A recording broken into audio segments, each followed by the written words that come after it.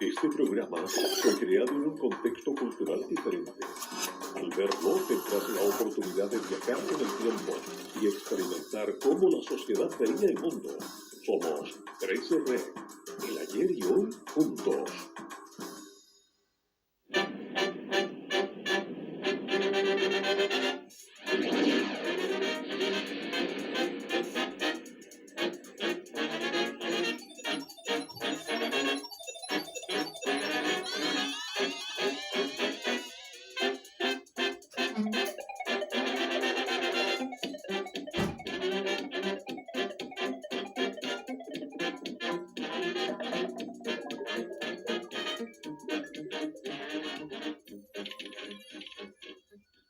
Hay mujeres que manejan mucho mejor que muchos hombres una empresa, un auto o un torno.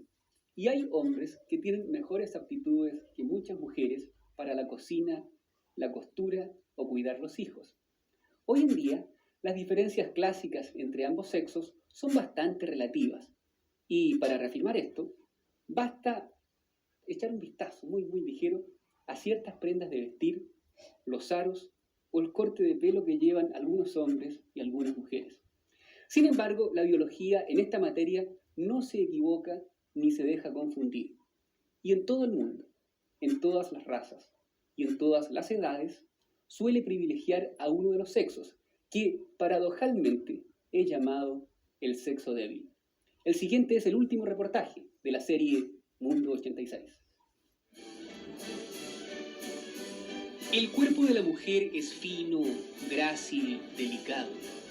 No cabe duda que desde el punto de vista estrictamente físico se justifica la denominación de sexo débil. En cambio, el hombre suele ser más corpulento. Tiene un tórax de mayor envergadura, músculos poderosos y más resistencia. Por eso, pertenece al sexo fuerte. En promedio, el hombre mide 10 centímetros más que la mujer y tiene un peso 15 a 20 kilos superior a ella. Sin embargo, bajo su delicadeza y aparente fragilidad, el sexo femenino esconde ventajas biológicas que comparten las hembras de casi todas las especies. La vida humana comienza cuando un espermio logra fecundar un óvulo. Si ese espermio tiene un cromosoma X, nacerá una mujer. Pero si posee un cromosoma Y, será concebido un varón. Los espermios portadores de cromosomas masculinos son más rápidos. Por eso se gesta un 40% más de hombres que mujeres. Sin embargo, al momento de nacer, la proporción baja a 106 varones por cada 100 niñitas. Esto significa que existe un número significativamente mayor de pérdidas o abortos espontáneos de embriones y fetos masculinos. Ya en el útero materno, la salud del hombre es más frágil, fenómeno que se repetirá muchísimas veces a lo largo de la vida de ambos sexos. Inmediatamente después del parto y durante todo el primer año de vida, muere un 20% más de hombres que de mujeres. Esto se debe a que, con mayor frecuencia, nacen prematuros o enfermos. Incluso en el caso de dos pequeños de distinto sexo que nacen con idénticos niveles de peso muy bajo, será la mujercita quien tiene mayores probabilidades de vivir. De casi 200 anomalías congénitas conocidas, más de un 70% afecta principalmente a los varones. Un ejemplo característico es la hemofilia, enfermedad que solo sufre el sexo masculino. Aunque los hombres pesan cerca de 200 gramos más que las mujeres al nacer, tienen un retraso comparativo de su desarrollo y maduración que los especialistas estiman entre 4 y 6 semanas. Por ejemplo, las fontanelas, que son las membranas que unen los huesos del cráneo en los lactantes, demoran más tiempo en cerrarse en los niños varones. Asimismo, las mujercitas en general logran sentarse, gatear y aprender a caminar con alguna anticipación respecto a los hombres. Durante el transcurso de la infancia, las ventajas que favorecen al sexo femenino seguirán expresándose de distintas formas. la madurez dental y la osificación de los huesos son alcanzadas antes por las mujeres. En otro ámbito, los hombres aprenden a hablar y a leer después que ellas. A la vez, tienen menos habilidades manuales y suelen presentar mayor cantidad de problemas de aprendizaje. Por ejemplo, la dislexia es 3 veces más frecuente en los varones. Lo mismo ocurre con la hiperquinesia o inquietud excesiva.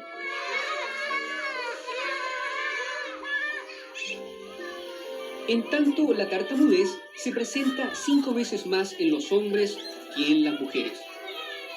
Y en lo que se refiere a enfermedades de la niñez, como el sarampión, las paperas y las pestes en general, afectan con mayor frecuencia, duración e intensidad al sexo masculino. En la adolescencia, las mujeres también tienen un adelanto en muchos aspectos. Por de pronto, en ellas se presenta antes la pubertad, con todo el conjunto de cambios de los caracteres sexuales secundarios.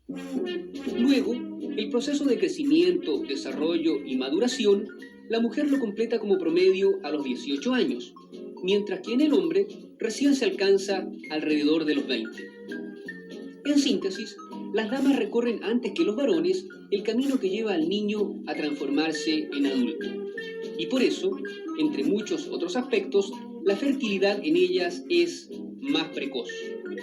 Todos los cambios que ocurren en la adolescencia y en general las diferenciaciones básicas que existen entre hombres y mujeres dependen de las distintas hormonas que producen los respectivos organismos. Damas y varones, tenemos muchas hormonas que circulan por nuestros cuerpos y que son prácticamente las mismas, solo que los volúmenes y ciertas funciones cambian en ambos sexos. Así, en el hombre predomina la testosterona, mientras que en las mujeres las más importantes son la progesterona y los estrógenos. Numerosos estudios en centros de avanzada en el mundo sugieren hoy que las hormonas no solo nos diferencian en los aspectos sexuales, sino que influyen incluso en la conformación cerebral, que sería distinta en los hombres con respecto a las mujeres. Esto explica, a su vez, diferencias en el intelecto, habilidades y aptitudes de ambos sexos. Camila Benbow, doctora en psicología de la Universidad Johns Hopkins en Estados Unidos, realiza una interesante investigación científica en la cual ha estudiado a 10.000 jóvenes de alto coeficiente intelectual. El trabajo, que tiene más de una década de duración, demuestra singulares diferencias en la estructura cerebral y en las aptitudes matemáticas de hombres y mujeres. Nosotros estudiamos en los colegios a los alumnos que son extraordinariamente talentosos en matemáticas y descubrimos algo notable. Por cada 12 hombres hay una sola mujer. Esto explicaría por qué en todo el mundo hay más varones que son científicos, ingenieros, físicos, químicos, matemáticos o técnicos.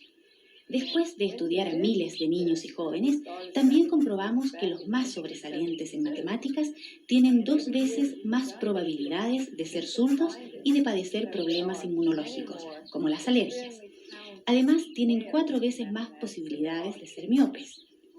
Estos hallazgos son muy interesantes porque otras investigaciones científicas ya habían postulado que índices altos de hormona masculina disminuían el desarrollo del hemisferio cerebral izquierdo y fortalecían el hemisferio derecho. Y esto concuerda con que los estudiantes con más habilidades matemáticas sean zurdos, ya que los zurdos tienen sus movimientos controlados por el hemisferio derecho, lo que indica que ellos tienen un hemisferio derecho muy fuerte. Por lo tanto, es posible que altos índices de testosterona, la hormona masculina, estén relacionados con la habilidad matemática precoz.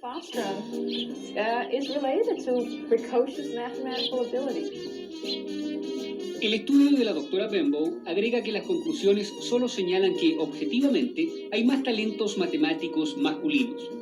Pero esto no significa que las mujeres no puedan tener un buen desempeño en este campo. Las múltiples variables individuales que hay entre los seres humanos hacen posible que una persona determinada llegue a destacar en cualquier carrera o actividad independiente del sexo a que pertenezca. En todo caso, las investigaciones recientes contravienen las teorías respecto a que el rendimiento o aptitudes del hombre y la mujer serían el resultado exclusivo de su educación. Los estudios actuales en cerebros humanos indican que algunos tejidos y estructuras tendrían diferencias entre ambos sexos por influencia de las hormonas. El doctor John Money, profesor de sexología de la Universidad Johns Hopkins, es especialista en este tema. Es altamente probable que en los seres humanos, igual que los animales, durante la vida prenatal, o sea, antes de nacer, las hormonas sexuales se vayan al cerebro e influyen en algunas zonas de este órgano que gobierna nuestra vida. Esto explicaría, por ejemplo, por qué los niños hombres, cuando están creciendo, les gusta hacer todo tipo de juegos bruscos, vagabundear y hasta perderse. En cambio, las niñitas tienden más a quedarse en casa y a jugar a las muñecas o a ser mamá. Sin embargo, sabemos que en los seres humanos, gran parte de las diferencias entre el hombre y la mujer se configuran en el cerebro y en la mente después de nacer. Muchas de las características de cada persona no derivan ni de los genes ni de las hormonas, sino de los sentidos. Pero en esto también hay diferencias entre ambos sexos. El hombre, por ejemplo, es más dependiente de la imagen visual para despertar su sensualidad y hacer el primer acercamiento al sexo opuesto.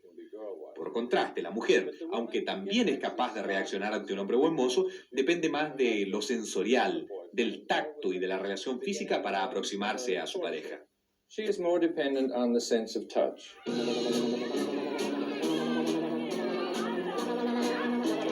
Así como desde pequeños los hombres son más audaces, arriesgados, exploradores y menos temerosos para enfrentar el peligro, en la vida adulta las costumbres sociales acentuarán estas características. Pero ello traerá consecuencias que se traducen en más violencia y más muerte repentina asociadas al sexo masculino. En Chile, por ejemplo, de cada 10 accidentes de tránsito, 7 son protagonizados por varones. En estas tragedias, como asimismo agresiones, asaltos, asesinatos y suicidios, mueren cada año 7.000 hombres y solo 2.000 mujeres. Para los especialistas, tales diferencias tienen varias causas y explicaciones. En primer lugar, los hombres salen mucho de la casa, mucho más de lo que lo hacen las mujeres. Y el solo hecho de salir al ambiente externo los deja expuestos a un mayor riesgo de tener, por ejemplo, accidentes de tráfico.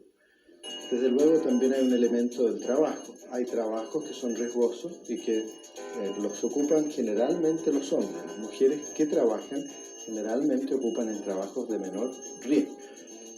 Pero yo creo que no es solo eso. Hay además, me parece a mí, una actitud diferente de valoración de la vida y de la salud. Las mujeres están más orientadas a cuidar la salud, no solo la de ellas, sino también la de su familia, la de su grupo familiar. En tanto que los hombres son como más desaprensivos, muchas veces casi irresponsables frente al fenómeno de la salud, y llegan a cometer una verdadera violencia autoinfligida, al menos con mayor frecuencia que las mujeres. Yo no digo que todos los hombres sean de un modo y todas las mujeres de otra, pero los hombres tienden con mayor frecuencia a estas conductas que son verdadera violencia contra sí mismos. Como lo es, por ejemplo, el cigarrillo, el fumar. Es un acto dañino para la salud. O el alcoholismo, que no solo es dañino para la salud, sino que además predispone a la violencia y hace más fácil que una persona que está bajo la influencia del alcohol se vea involucrada en un hecho de violencia, sea accidental o sea una riña, por ejemplo. Ese tipo de actitudes son más corrientes en los hombres que en las mujeres. El hombre está como orientado hacia el mundo exterior y un poco a afirmar su presencia en una actitud tal vez más competitiva por conseguir los objetivos que se propone. La mujer, en cambio, está orientada hacia su casa, hacia su familia, hacia su grupo familiar. El hecho de que las mujeres sean menos violentas y que se preocupen más por la salud hace que, en términos generales, vivan más y gasten menos en medicina. Hasta la adolescencia, los niños varones requieren más atención, debido a que sufren accidentes con mayor frecuencia y se enferman más que las niñitas. Entre la pubertad y los 45 años aproximadamente, son las mujeres quienes requieren una cantidad más alta de servicios de salud, pero esto se debe fundamentalmente a los embarazos. Por ello, pasado el periodo de fertilidad femenino, los hombres vuelven a ser los que necesitan más atención médica y hospitalaria. Y en este cuadro, nuevamente encontramos que las hormonas ejercen un rol muy importante. Investigaciones científicas sugieren que el menor compromiso de las mujeres con actos de violencia estaría asociado a la acción de las hormonas femeninas llamadas estrógenos. Algunos expertos postulan que tales sustancias químicas tendrían un rol protector frente al peligro.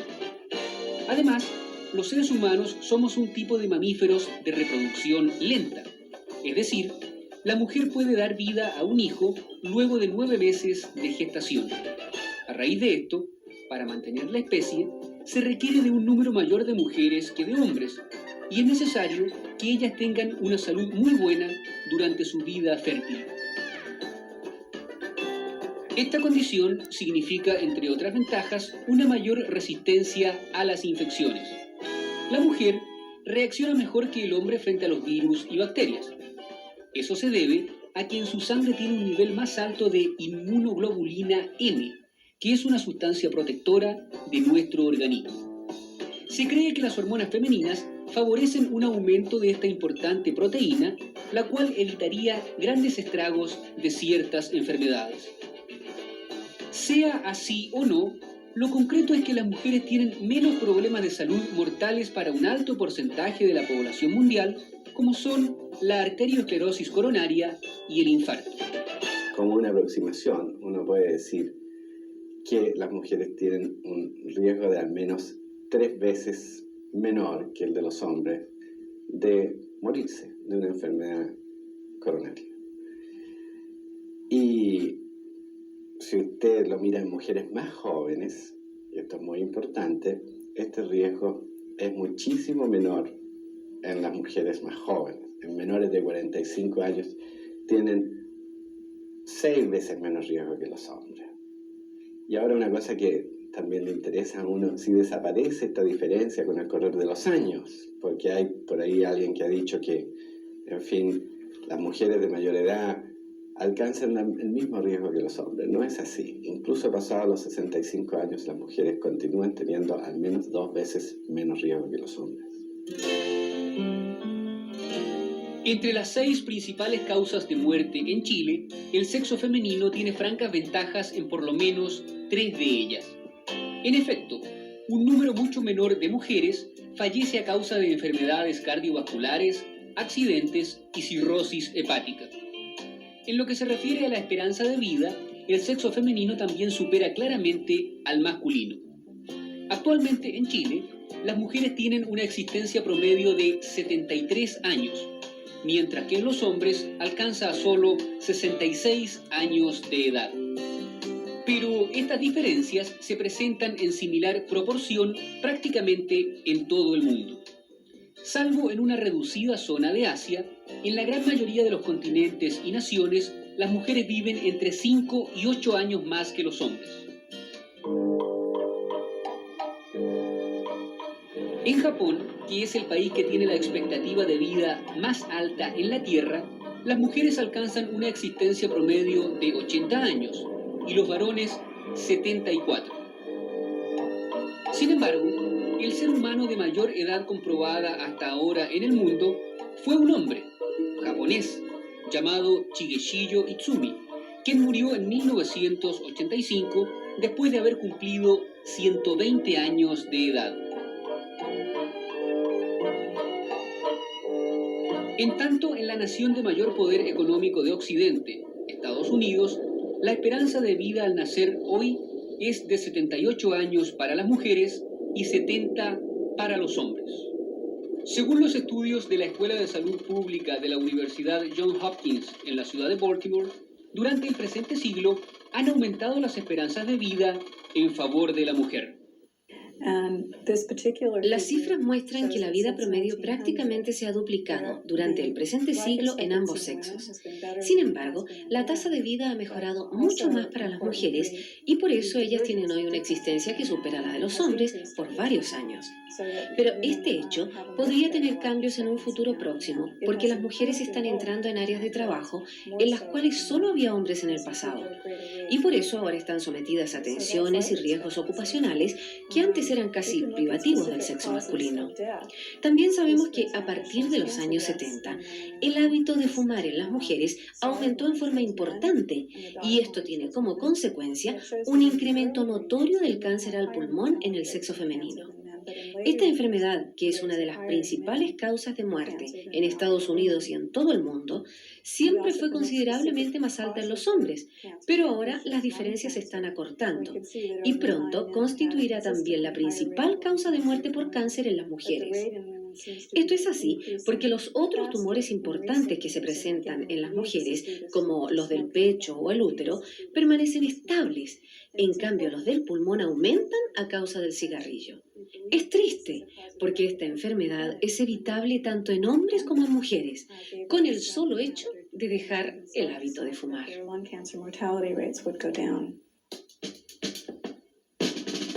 Está claro que el hombre tiene más fuerza y un físico más poderoso que la mujer. La prueba de esto son los mejores rendimientos promedio que alcanzan los varones en todos los deportes. Sin embargo, desde el punto de vista de la salud y de la esperanza de vida, es una gran ventaja pertenecer al sexo débil, salvo cuando la mujer se iguala con el hombre en conductas erróneas, como la tensión o riesgos exagerados, o beber o fumar en exceso. Dentro de todas las ventajas que tienen las mujeres, llama la atención que sufran menos los estragos del infarto y la arteriosclerosis coronaria, que constituyen una de las principales causas de muerte en todo el mundo. ¿A qué se debe esto, doctor Casanegra? Es una linda pregunta, pero antes podría decir, las mujeres, ¿qué haríamos sin ellas? ¿Qué nos falta a unas mujeres en el panel? Realmente las mujeres tienen el colesterol más bajo siempre. Desde el momento que nacen, se desarrollan, pubertad, la edad media, tienen el colesterol total más bajo que los hombres y tienen el colesterol protector, el HDL, colesterol 20% más bajo en condiciones normales que los hombres. Aparentemente esto configura algo muy importante como factor protector. Ahora, ¿por qué tienen el colesterol más bajo? Se supone que es por las hormonas progesterona y estrógenos que tienen las mujeres. Tan protegidas están que a pesar de que no se porten muy bien, a pesar de que fumen, y desgraciadamente fuman más que los hombres, a pesar de que a veces son más gorditas que los hombres, a pesar de todas las cosas que hacen de forma inadecuada, se enferman menos y afortunadamente, porque ¿qué haríamos sin ellas? En lo que se refiere al manejo de la hipertensión, entiendo que también son más cuidadosas que otro factor de riesgo importante. O sea, la mujer siempre es más cuidadosa que el hombre. Es el centro de la familia, es la madre de los hijos, es la esposa que siempre controla lo que sucede en su hogar. ¿Qué sería nuestro país sin las mujeres? O el mundo sin las mujeres. En la hipertensión o en las enfermedades cardíacas, las mujeres concurren regularmente a sus controles. Los hombres son irresponsables y tiene una frase muy pintoresca: no tengo tiempo, estoy muy ocupado, no tengo tiempo, como si las mujeres no estuvieran ocupadas o les sobrara el tiempo. Pero en realidad es un placer poderlas atender porque los resultados de los tratamientos son mejores. Doctor Peñailillo, ¿es efectivo que el hombre es más agresivo? ¿Qué base científica tiene esto? ¿Y por qué es más violento? Sin duda que el hombre es más agresivo que la mujer en términos generales. Y esto no solo es propio del hombre, sino que se da en todas las especies animales. El macho es más agresivo que la hembra, sin duda alguna que tiene relación con las funciones hormonales, con las hormonas masculinas. Basta la conocida experiencia de los animales castrados y su cambio de conducta y su pasividad para demostrarlo. Sin embargo, yo diría que esta aseveración es muy válida en todas las especies infrahumanas. Sin duda alguna que en los animales el macho es más sexual y es más agresivo. Pero en el caso del ser humano, yo creo que el problema es bastante más discutible. La mujer es la única hembra que es tan sexual como el macho. Y yo diría que es tan sexual como el hombre y puede ser tan agresiva como el hombre. Hay una serie de fenómenos que lo demuestran. Desgraciadamente todos estamos en antecedentes del terrorismo, por ejemplo, y vemos que prácticamente no hay ninguna diferencia entre los hombres violentos y las mujeres violentas. Una sola cosa que me gustaría decir y tal vez como un pequeño descargo del hombre, porque realmente hemos sido sometidos a un programa en el cual hemos visto una película en que realmente nos deja bastante disminuidos a los hombres. No es que yo no comparta los pensamientos del doctor Casanegra, pienso exactamente igual que él, que la mujer es un ser muy encantador y que no podríamos vivir sin ella. Pero yo pienso que el hombre, más que agresivo, es más activo que la mujer. Existe una diferencia fundamental entre el psiquismo del hombre y de la mujer, en el sentido de que el hombre es activo y creador, básicamente. La mujer es más bien pasiva y receptora, es más bien acogedora. Incluso recuerdo que en un programa anterior a propósito del llanto, analizábamos esta diferencia que no le gustaron a algunas de las señoritas que estaban presentes. Y dijimos de que el hombre tenía fundamentalmente un psiquismo lógico y racional, y la mujer más bien un psiquismo intuitivo y emocional. Curiosamente esto se ha relacionado con los hemisferios cerebrales. Se ha visto que el hemisferio izquierdo en las personas diestras es un hemisferio que tiene funciones de extroversión activa, sintética, lógicas y racionales. En cambio, el hemisferio derecho es más bien un hemisferio de funciones englobantes, de funciones imaginativas, de funciones intuitivas. Podría decirse que el hemisferio izquierdo es más masculino y es más matemático, como se decía en la película que vimos. En cambio, el hemisferio derecho es más femenino, es más pasivo y es más artístico y más creador. Gracias, doctor. Tenemos mucho más todavía que conversar sobre ella y él, la diferencia entre los sexos y también sobre futurología aquí en Chile y en todo el mundo. Una pequeña pausa y ya volvemos.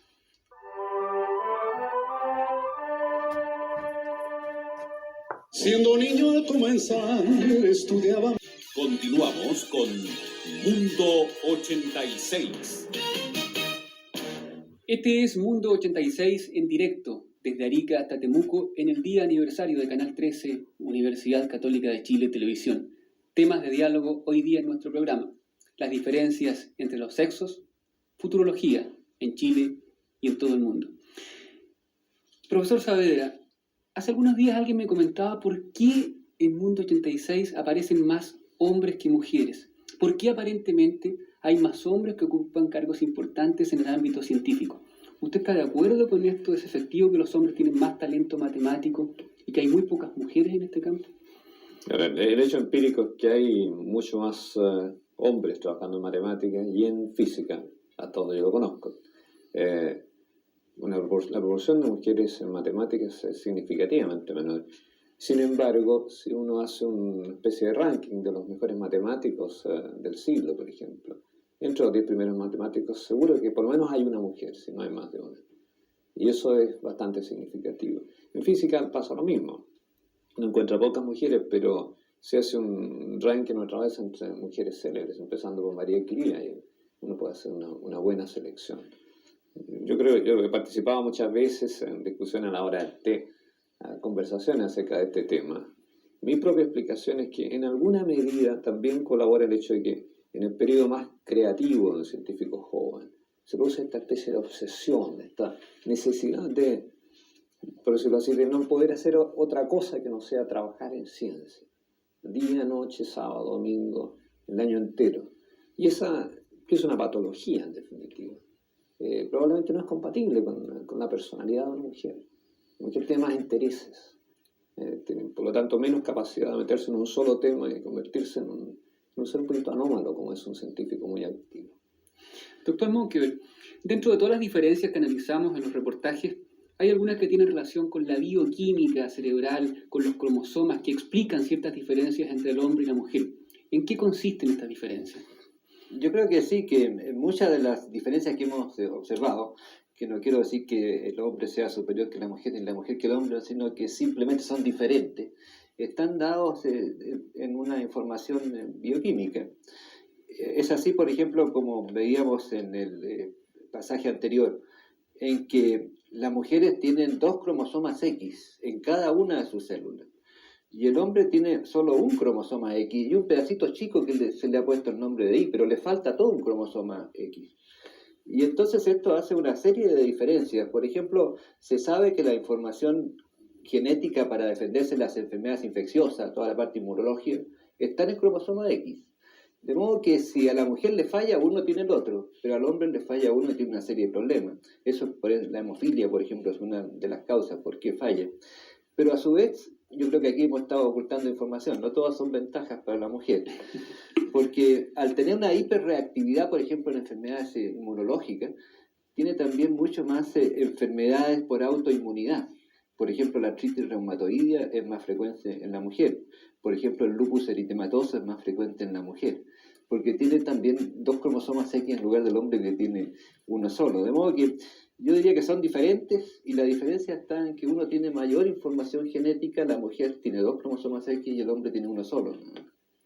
Doctor Peñailillo, en el campo psiquiátrico, ¿hay algún sexo fuerte? ¿Se enferman más las mujeres o los hombres de ciertas patologías que ustedes los psiquiatras tienen que atender? Yo diría que no existe un sexo débil o un sexo fuerte frente a la enfermedad mental. Lo que sí existen son prevalencias, o sea, ciertas enfermedades que son más frecuentes en el hombre y ciertas enfermedades que son más frecuentes en la mujer y que dependen de múltiples factores. Por ejemplo, la depresión, que es uno de los cuadros psiquiátricos de mayor importancia y de mayor frecuencia hoy día, es bastante más frecuente en la mujer que en el hombre.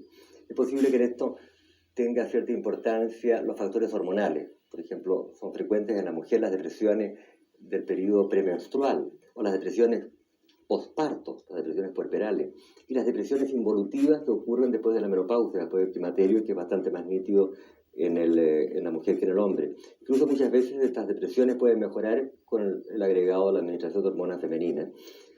Existen otro tipo de conductas neuróticas o patológicas desde el punto de vista psiquiátrico que también tienen diferencias sexuales por razones distintas, por razones sociales, por ejemplo. Uno de los ejemplos más clásicos, más conocidos es el del alcoholismo, infinitamente más frecuente aún hoy día entre los hombres que en la mujer. No creo que sea, como se insinuaba en la película, por una tendencia autodestructiva que yo personalmente nunca he visto que existe en el hombre, sino que simplemente por una presión social y por un gusto de beber y de pasarlo bien.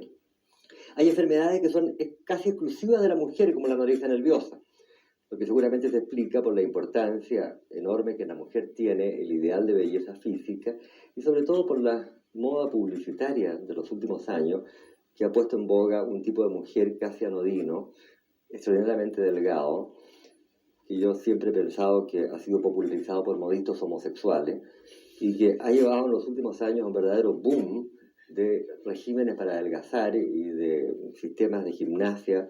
Y las muchachas jóvenes de hoy día, cuando pasan su pubertad y empiezan a aparecer las formas propias del cuerpo de la mujer, se sienten avergonzadas, empiezan a hacer regímenes extraordinariamente estrictos y caen en esta enfermedad tan grave y tan odiosa que es la anorexia nerviosa.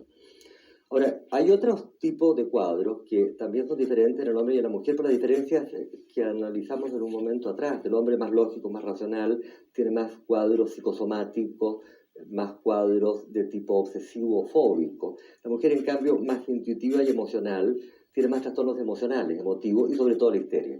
La histeria es una alteración psicopatológica de un franco predominio en la mujer.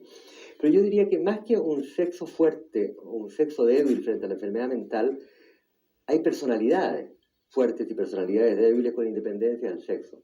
Depende en el fondo la resistencia o la vulnerabilidad hacia las situaciones de estrés y de conflicto en la existencia, depende de la resiedumbre interior de la personalidad. Una persona que está bien centrada en sí mismo, que es madura, que tiene valores hondos y profundos, resiste las situaciones difíciles, sea hombre o sea mujer. Yo recuerdo el pensamiento de Ortega, que es tal vez un poco exagerado, pero es bastante gráfico. Ortega decía que el hombre que está bien centrado en sí mismo, sea hombre o mujer, puede vivir feliz aunque viva preso de por vida en galera. Y en el fondo es lo mismo que nos señaló el Cristo hace ya 2000 años, cuando decía que el que construye su casa sobre la arena, cualquier vendaval la derrumba, y el que construye su casa sobre la roca, nadie lo conmoverá o nada lo conmoverá. La roca en la cual uno debe construir su edificio psíquico es el sí mismo, la verdad interior, la libertad interna. Hombres o mujeres, cuando tienen resiedumbre interior y están más abiertos a valores más profundos del ser, tienen una gran tolerancia a las dificultades de la vida y a la enfermedad mental. Gracias, doctor, qué interesante. Y quiero consultarle ahora al doctor Casanegra, ¿cuál es la impresión de una persona que ha trabajado en ámbitos tan importantes dentro de la universidad como decano de la facultad? Porque uno, como visitante, como lego, como una persona que se aproxima desde afuera a este campo, observa también que hay muchos más médicos hombres que mujeres. ¿Es esto una realidad? ¿Por qué? Bueno, con el sistema que tenemos de admisión a las facultades de medicina, las mujeres concursan en igualdad de condiciones con los hombres y por vocación ingresan a la facultad, a la nuestra, entre el 30 y 40% de postulantes al primer año que son mujeres. Cuando ingresan, generalmente tienen puntajes más altos como promedio que los hombres de la educación escolar. Estudian medicina con nosotros y generalmente son mejores alumnas. Son más responsables, estudian por su cuenta con más facilidad, se distraen menos, cumplen mejor sus obligaciones y intelectualmente para nosotros creemos que no existe ninguna diferencia en su capacidad para aprender, estudiar y terminar de recibirse. Y no es infrecuente que las mejores alumnas que se gradúan al final de la carrera son doctoras, mujeres. Después viene un proceso que realmente tiene importancia, sin proceso sin el cual nosotros no existiríamos, en que la mujer sufre una disminución de su capacidad de estudio y de trabajo, no puede convertirse en el psicópata de estudio y trabajo que son los científicos de gran importancia dentro del mundo actual, que dedican 10 o 15 años de su vida a estudiar y trabajar. La mujer se dedica muy importantemente a su familia, a tener hijos, a ser esposa, madre. Pero yo veo que el número creciente de mujeres están volviendo o están manteniendo su trabajo durante el embarazo, el periodo de la procreación, y para mí constituyen bastante competitivamente buenos médicos al mismo nivel que los médicos varones. Tanto es así que en mi departamento de enfermedades cardiovasculares yo tengo 3 mujeres cardiólogas, lo que es algo inhabitual dentro de la medicina chilena. Yo estoy feliz con su desempeño, con su trabajo, con su capacidad y con su tesón para llevar adelante los proyectos y los programas que se proponen. Son mucho más disciplinadas y tienen una capacidad de concentración mayor una vez que se proponen un objetivo. Y eso no solo en el trabajo, sino cuando persiguen otros objetivos en su vida, como formar la familia, como buscar a su futuro marido, son de una capacidad de tesón y de perseverancia extraordinaria. Yo creo, en resumidas cuentas, que hay diferencia en los primeros años del ejercicio profesional, después vuelven con bastante energía en un porcentaje alto, y yo creo que a largo plazo vamos a tener una fuerza laboral de mujeres importante ejerciendo la medicina. Estoy convencido que tienen diferentes personalidades para las especialidades que escogen. Es difícil y es poco frecuente ver mujeres cirujanos. Es difícil y poco frecuente ver mujeres traumatólogas. Y así yo podría nombrar una serie de especialidades. Pero sí es frecuente ver mujeres psiquiatras, especialmente psiquiatría infantil, obstetras, ginecólogas, oftalmólogas, todas las especialidades, menos aquellas especialidades que requieren, yo diría, un trabajo físico más pesado o una agresividad mayor. Yo creo que frente al aporte de la mujer hay unanimidad. En lo que no todos estamos de acuerdo, sobre todo en nuestros países, lamentablemente, es en la importancia que tienen la ciencia y la tecnología. En el reportaje final de hoy, en el campo tecnológico, hemos mostrado hacia dónde va el mundo, hacia dónde se encaminan los países que tienen más recursos. Mucha gente, reitero, cree que esto es un problema que no es nuestro y que la ciencia y la tecnología es solamente del mundo desarrollado. Por eso yo quiero preguntarle al profesor Saavedra, ¿cuál es la preocupación que un país pequeñito, pobre como el nuestro, debe tener por la ciencia y la tecnología? Yo, desde luego, por la formación profesional, yo estoy absolutamente convencido que es una preocupación fundamental de un país, pero no solo por deformación profesional, es simplemente una constatación, mirar para dónde va el mundo. Se dijo aquí en el programa, el mundo está entrando en una nueva revolución industrial. Eso significa que el uso de la ciencia y la tecnología está haciendo avanzar cada vez más a los países más desarrollados, y a los países que nos quedamos mirando como esto ocurre, nos va a ocurrir que nos vamos a ir quedando cada vez más atrás. Y la única manera, o por lo menos un ingrediente fundamental en el proceso de no quedarse atrás, que hay que definir qué quiere decir no quedarse atrás, es tener ciencia y tecnología instalada localmente. Constituye un error gravísimo el creer que la ciencia se compra cuando se necesita. Más grave todavía creer que la ciencia es siempre inútil. Se ha mantenido, y que la tecnología se puede comprar en cualquier momento. Eso no es cierto, no es tan simple en todo caso. La tecnología tiene siempre un carácter local, lleva un sello cultural de la cultura que le da origen, precisamente. Por lo tanto, el país que se decide a importar indiscriminadamente tecnología, también importa, por el mismo hecho, indiscriminadamente cultura. Por lo tanto, pierde su identidad, pierde sus raíces, pierde su razón de ser, en definitiva. Yo creo que la reacción de un país subdesarrollado, como el caso nuestro, debe ser justo la opuesta. Debe destacar el rol de la ciencia y la tecnología de una manera importantísima, es decir, requiere una decisión de Estado, lo que yo he llamado muchas veces una decisión política, que comprometa una parte importante del futuro del país, que lo amarre a la ciencia y la tecnología, pero que no se limite solamente a seguir en lo tecnológico, lo que hace el mundo desarrollado, porque en ese caso vamos a estar siempre condenados a ir quedando más y más atrás. No vamos a ser países en vías de desarrollo, sino países en vías de subdesarrollo, porque vamos a crecer necesariamente más lento que los países ya industrializados. Yo creo que se requiere de un gran esfuerzo de imaginación para construir un camino propio de desarrollo. Yo creo que ese es el gran desafío para el futuro de todos los chilenos. Yo creo que tenemos el privilegio colectivo de imaginar qué clase de país es el país en que nosotros queremos vivir, en que queremos que vivan las generaciones siguientes de chilenos. Y en ese futuro colectivo, sin duda, una ciencia de nivel universal cultivada en Chile y una tecnología propia, diseñada para satisfacer nuestras necesidades, sin duda van a jugar un papel muy importante. El doctor Monkeberg, que ha sido un pionero, un investigador toda su vida, que ha hecho tanto trabajo, ¿qué nos podría decir honestamente respecto del apoyo que se le brinda a la investigación en Chile? ¿Está en límites que son aceptables en este momento, o sigue habiendo una indiferencia aún por el hombre que busca nuevos caminos, que investiga y se cataloga la ciencia como esta disciplina envuelta, como se decía muchas veces, en una torre de cristal y donde no se encuentran esos nexos concretos que tiene con toda la sociedad?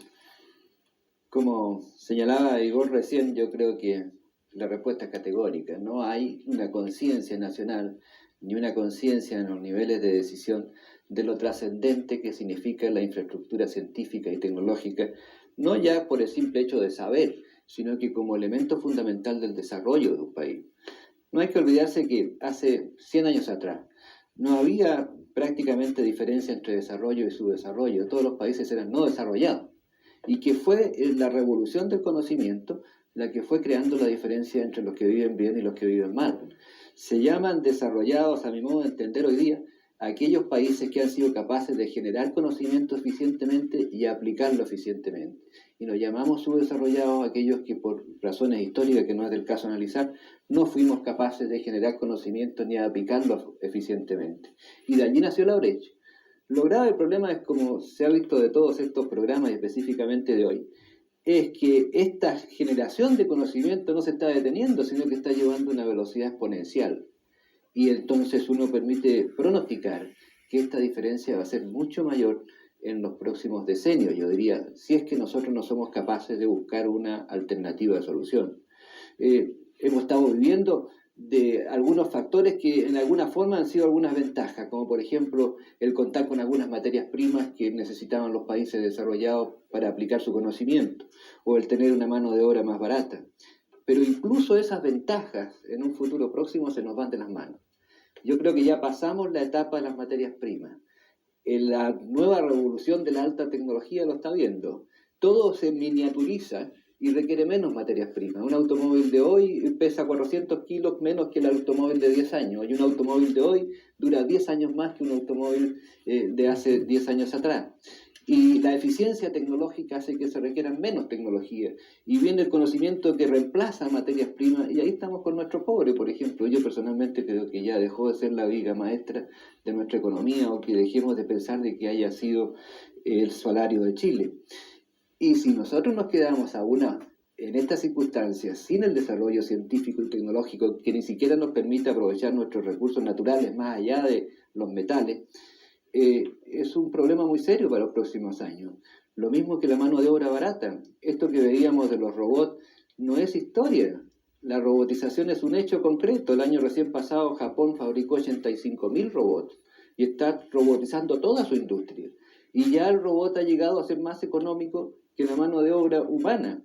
Y entonces ese desarrollo que se dio después de la Segunda Guerra Mundial en algunos países de Asia, por ejemplo, como en Corea o como en Taiwán, en que por la mano de obra barata se instalaron industrias allí para armar partes o ensambladuría, eso ya no se va a volver a dar, porque el robot permite hacerlo en su propio país. Y si vemos entonces cómo este nuevo avance se va concentrando cada vez en menos países, y me atrevería también a afirmar de que incluso países europeos se están quedando atrás y van a tener tantos problemas, tal vez menos que los nuestros. Y esto es realmente preocupante. Si nosotros no desarrollamos una estrategia hoy, y creo que la podemos desarrollar si tomamos esa decisión, y una estrategia muy clara de acuerdo a lo que va a suceder en los próximos años, yo creo que estamos condenando el futuro del país y la calidad de vida que vayan a vivir los chilenos en 20 años más. A propósito de lo que decía el doctor Monkever, tengo dos datos bien interesantes. En Estados Unidos hay algunos estudios que han comprobado que los mejores automóviles en las plantas que elaboran en este campo se hacen los días miércoles, porque los días lunes los obreros llegan con menos ganas de trabajar después del fin de semana, y el día viernes están más apurados por irse a descansar. En cambio, los robots los hacen iguales de lunes a viernes, no salen a tomar café, no se botan en huelga y no se cansan. A la vez, a propósito de uno de los datos que usted daba, hoy en día un obrero en los países desarrollados en estas industrias de alta tecnología gana $16 la hora. Un robot tiene un costo de $4 la hora. Hacemos aquí una pequeña pausa y ya volvemos con este interesante diálogo.